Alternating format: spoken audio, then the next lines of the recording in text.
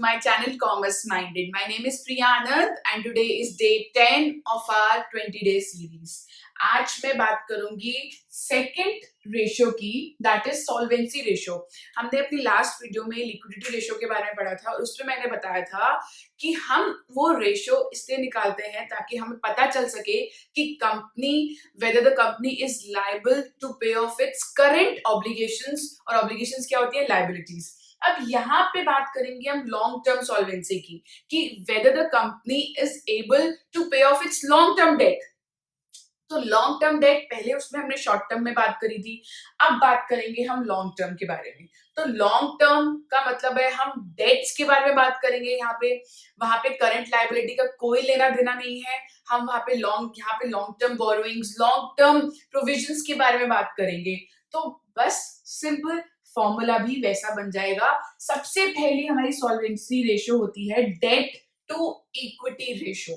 Date to equity, तो इसका formula हो गया डेट अपॉन इक्विटी. यहाँ पे इक्विटी हमारा है शेयर होल्डर्स फंड्स.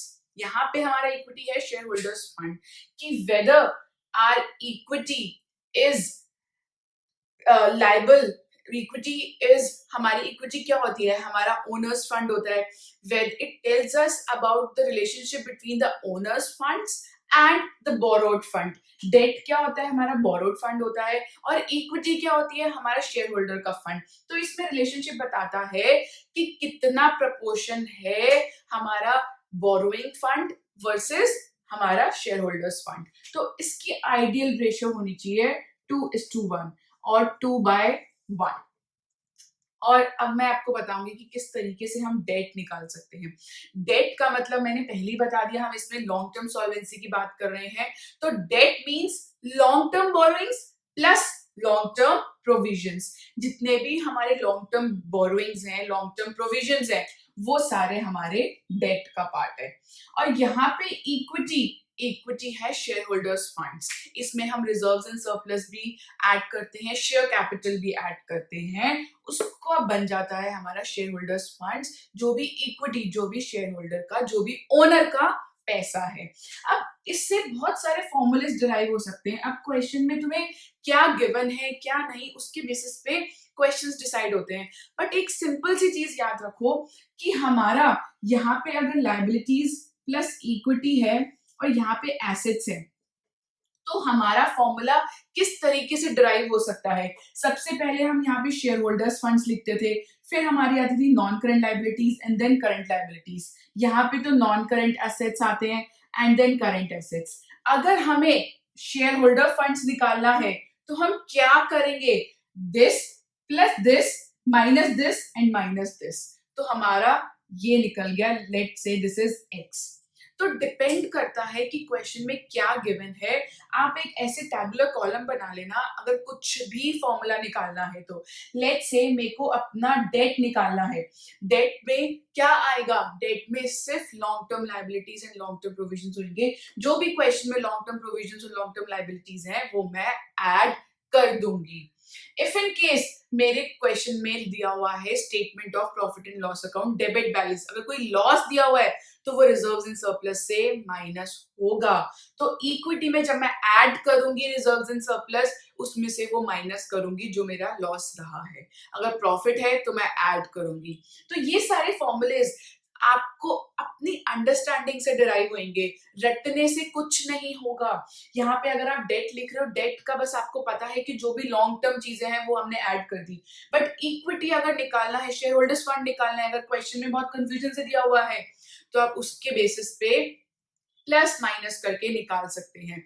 जैसे कि मैंने आपको बताया था कि टोटल एसेट्स जो होते हैं, total liabilities plus share holders fund होते हैं. क्यों? क्योंकि हमेशा ये वाली साइड हमेशा इस साइड के इक्वल होती है. तो मैंने ये फॉर्मूला रटवाया नहीं है, ये सिंपल सा लॉजिकल फॉर्मूला है. तो ऐसे ही अगर हम क्वेश्चंस करेंगे उसके बेसिस पे हम जान पाएंगे कि किस तरीके से हम सॉल्व करेंगे. आप कितना रटोगे वो आप नहीं रट सकते इतनी सारी चीजें.